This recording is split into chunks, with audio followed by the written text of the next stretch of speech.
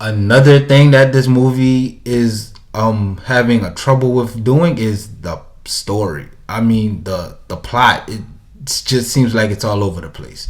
For instance, the council arrested Zod and his followers, and we get that whole "I will find him" moment over and over.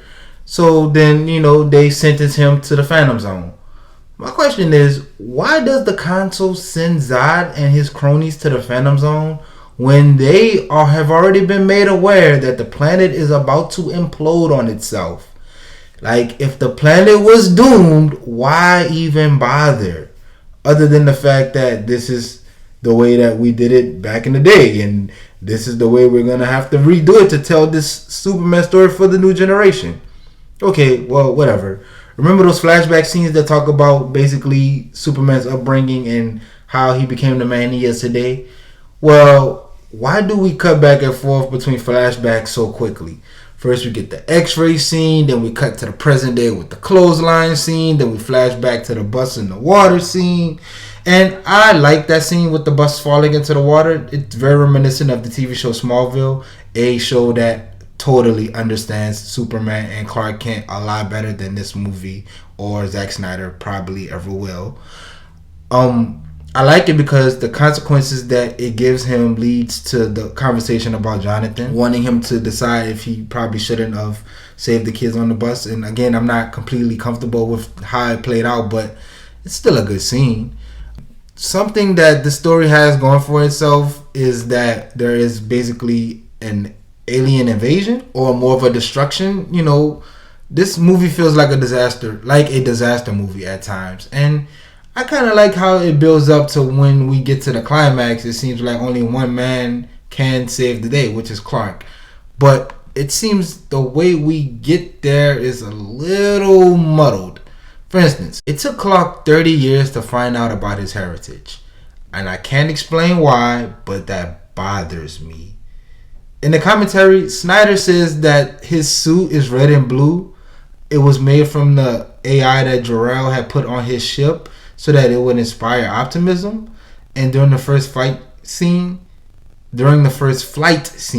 Snyder says that Clark has a moment where he realizes the magnitude of the responsibility that he is about to embark on. Great stuff.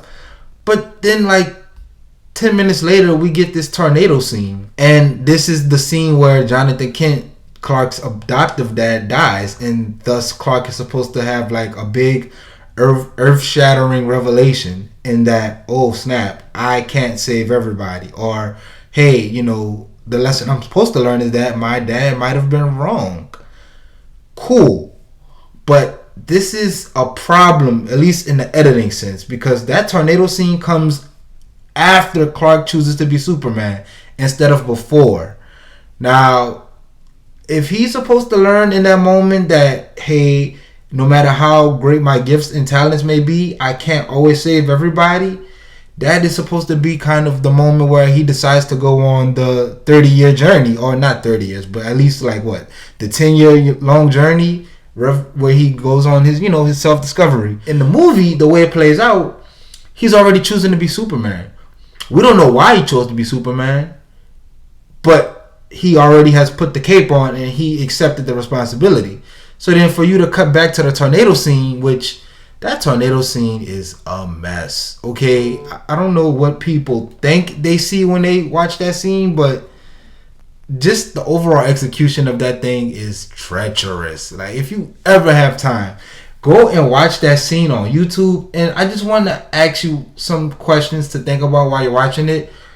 How does a man who has lived in Kansas his entire life not know that running under a bridge in the middle of a tornado is one of the most dangerous things you can do, because the wind or even the debris that will surely be blown under the bridge is definitely going to knock you from under the bridge?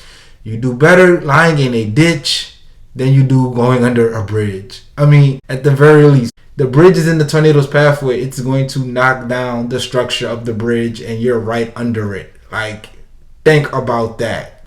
Matter of fact, there are some specific filmmaker choices that I was hoping to get some insight toward or an explanation when watching this film and the commentary, and I did not get them at all.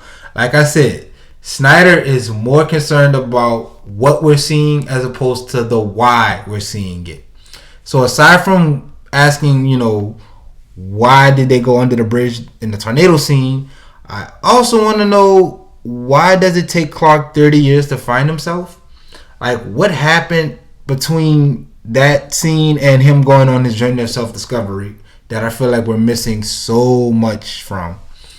Another thing, speaking of Jonathan, why would Jonathan Kent insinuate that saving the bus of kids was not the best choice? Like, why does he refuse the help in the tornado scene, but then also tells Clark that he is destined for great things, and when people find out what he's gonna do, it's gonna change the world? Why have all this super great importance placed on your child, but then you're scared of him to go out and actually showcase his abilities? It seems contradictory toward that character and just the movie as a whole. Does Zod not realize he could repopulate Krypton without terraforming Earth? Like, he, releases the world engine or whatever, and it starts to change the gravitational pull of Earth so that Earth can be more like Krypton. But my question is, if you didn't do that, you would have the abilities to fly, shoot lasers out your eyes, super strength. I mean, they already jump and bounce around in the movie without the effect of the yellow sun. So they're already pretty powerful, but even with the effects of the yellow sun, you can have X-ray vision, super hearing, all those great things. So why try to make Earth more like Krypton when you can just repopulate with the Codex, make the next generation of Kryptonians, and raise them to have superpowers on Earth? You can get the best of both worlds, and he does not even consider that option. And then my last question is, why do we never address killing as a necessary evil for this character? Like, the movie wants to have this super pseudo deep conversation about free will versus destiny, but we never talk about killing. And is it an act of good, or is it, an act of necessary evil, or what? Like, we don't get into that discussion, but then we are expected to have this visceral reaction to Superman killing Zod, and I don't understand it. Even after he kills Zod, he lets out this big wail yell, and I mean, he's clearly traumatized by it, aside from the fact that he had to destroy his last connection to his home planet. But that we don't even bring it up. We don't address it. There's no dialogue about it. We don't even address it in the next movie. Like, it just seems like it happens because it needs to happen. And during the commentary, Snyder made this claim that Superman kills Zod because, it's him choosing Earth over Krypton. And I'm okay with that explanation. Actually, no, that's a lie. I'm not okay with that explanation, because at that point in the movie, everything was done. That was like the climax of the fight. Earth had already been saved, though. They had already destroyed the world engine. They had already got rid of the other Kryptonians, so there was nobody left to fight but Zod.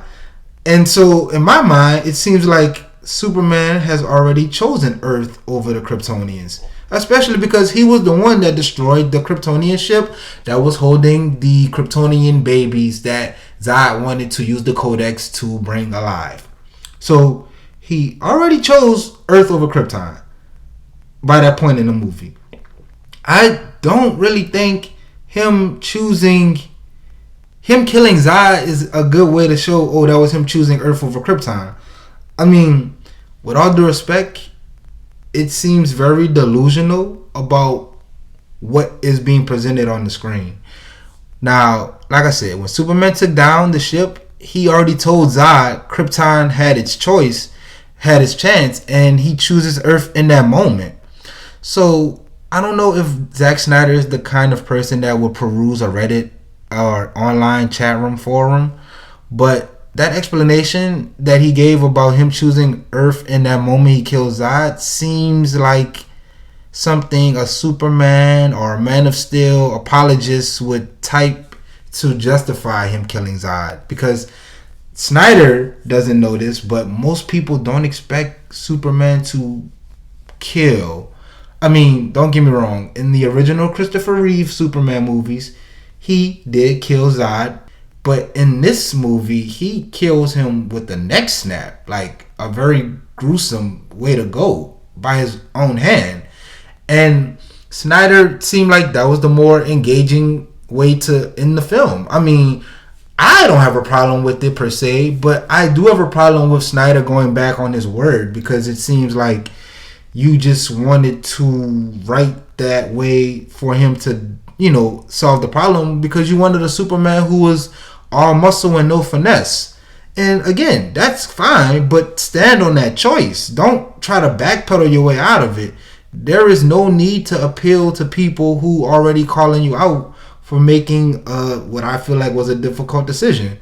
If you wanted Superman to be the guy to kill Zod because you wanted a more upbeat, up-tempo, gotcha type of ending, then that's okay. There's no need to justify it. Just say that's what the ending you wanted and leave it be.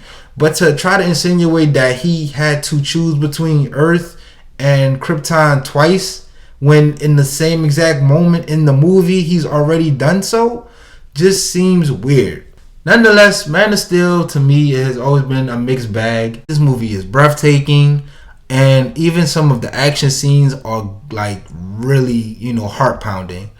But there is just too much muddleness in the story and too much of a lack of character development for Superman. Ultimately, I think Smallville has done Superman stories better. I also think Superman the animated series has done Superman stories better. I mean, if you want to be honest, there was a film that came out straight to DVD movie, an animated film that came out last year called Superman Man of Tomorrow, which does touch on the origin of Superman and his, introduction to the world. I think that movie has taken lessons from Man of Steel and applied them to make a stronger narrative. Because that movie, when compared to this movie, is like night and day. And I would watch Superman Man of Tomorrow before I watch Man of Steel if I wanted a decent Superman story. Man of Steel feels like something that is trying to have the benefit of being a Superman story for a new generation, told by a visionary filmmaker who does not quite identify with Superman or really most mainstream comics in general. And that is something that spills over into his film Batman vs. Superman, something that I will also be reviewing in the upcoming weeks. Stay tuned, guys. That's it for Just In Case. Don't forget to like and subscribe if you like my video. Don't forget to share it with friends if you want to put other people on to the Just In Case movie reviews. That completes this week's episode. I'll see you guys next time. And just in case you forgot, I'm Justin.